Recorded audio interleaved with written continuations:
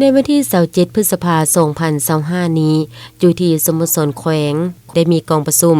ครบคณะบริหารงานสาพันธ์แม่หญิงแขวงทายสมัยที่7และทาบทามบุคลากรหอบที่2และหอบที่3กองประชุมใหญ่ครั้งที่8ของสาพันธ์แม่หญิงแขวงขึ้นโดยให้เกียรติเข้าร่วมของท่านวงศรีทองศรีทิปัญญาคณะประจำพรรคแขวงประธานแนวราวสังสัตย์แขวงผู้สนามเวียกงานองค์การจัดตั้งมหาชนภายใต้การเป็นประธานของท่านนางคำปิวศรีสมบัติประธานสาพันธ์แม่หญิงแขวงมีคณะบริหารงานสาพันธ์แม่หญิงแขวงผู้แทนสมบูรณ์และหน่วยแม่หญิงฮักทานออมข้างเข้าร่วม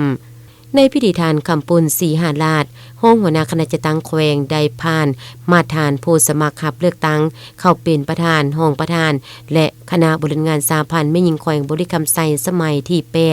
เพื่อให้การดำเนินกองประชุมใหญ่ผู้แทนแม่หญิงแขวงครั้งที่8ไปตามระเบียบหลักการที่วางไว้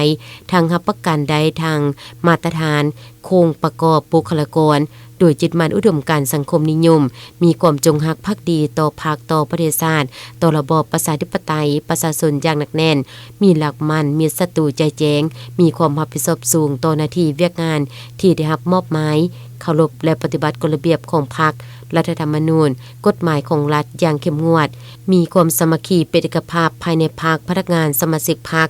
มีประวัติต้นกำเนิดใจแจงและการเคลื่อนไหวดีปฏิบัติตามวัตถุประสงค์และอุดมการณ์ของพรรคอย่างสุดกกสุดปลายได้รับความไว้เนื้อเชื่อใจจากพนักงานสมาชิกพรรคมหาชนและประชาชนบัดเผาเอาใจใส่ต่อการยกระดับชีวิตการเป็นอยู่ทางด้านวัตถุจิตใจและเคารพสิทธิ์เป็นเจ้าของประชาชนเกี่ยมพร้อมรับเอาทุกหน้าที่เวียกงานบ่เลือกเวียกเลือกงานที่การจะตั้งและหมู่คณะมอบหมายให้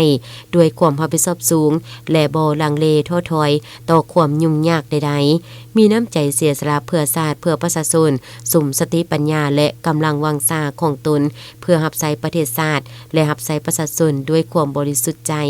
พร้อมนี้ในพิธียังได้รับฟังการให้ทิศนำจากทานวงศรีทองศรีทิปัญญาประธานแนวราวสังสัตย์แขวงและดำเนินการทับทามบุคลากรในรอบที่2กองประชุมได้ฟังการผ่านห่างบริงานการเมืองทั้ง2ภาคห่างเพจพัฒนาแม่หญิงแขวง5ปี